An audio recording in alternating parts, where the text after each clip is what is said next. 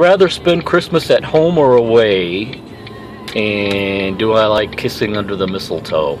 It depends on who's doing the kissing. I'll leave it at that. I think it would be cool to just go somewhere for Christmas sometimes. And here again, this is coming from somebody who's always done the traditional thing of going to mom and dad's and everything being the same. That's nice. That's nice. And who knows, probably sometimes I'll miss that. Because that's what Christmas has come to mean, because that's what it's always been. But I think it would be nice to do something different. Go somewhere. Spend it in a tropical locale maybe once or twice, or just different things can be good. Thank you, Jasmine, for the tag. I have a question of my own, actually. Maybe I'll just add it here. As you know, I like true crime cases. And I was thinking last night as I was trying to sleep and failing, this question is going to be mainly aimed at my subscribers / friends who are Christian, I guess, although anybody and everybody is welcome to answer. I was raised Catholic, so sometimes I imagine, I've never been on a jury, but sometimes in these true crime cases, I imagine being on the jury and how I would deliberate and render verdict. And I just wonder, because my Catholic guilt sometimes kicks in, and I think, according to the Christian viewpoint, we are not supposed to judge. We're not supposed to judge other people, lest we be judged.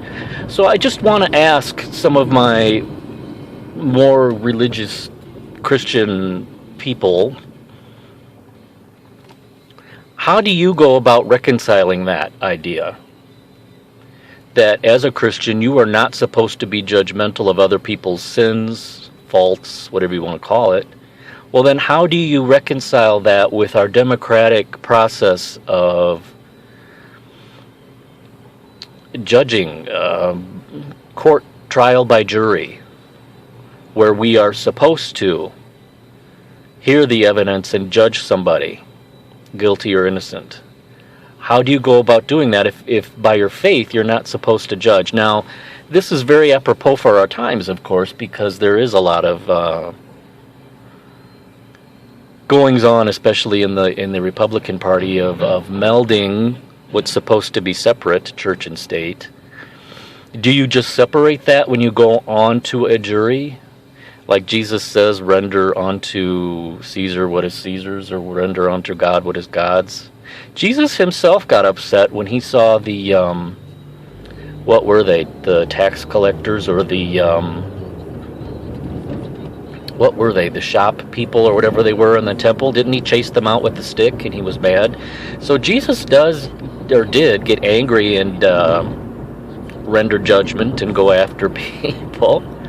But then he says we're not supposed to judge anybody. So how do you balance that?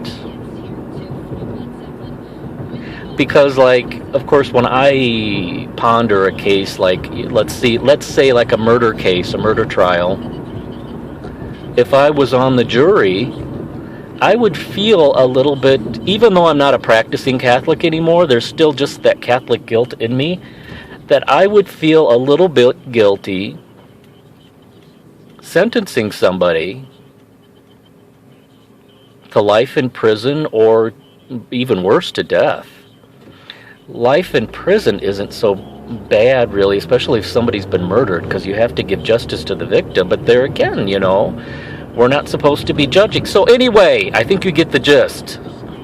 How do you reconcile that? How do you turn off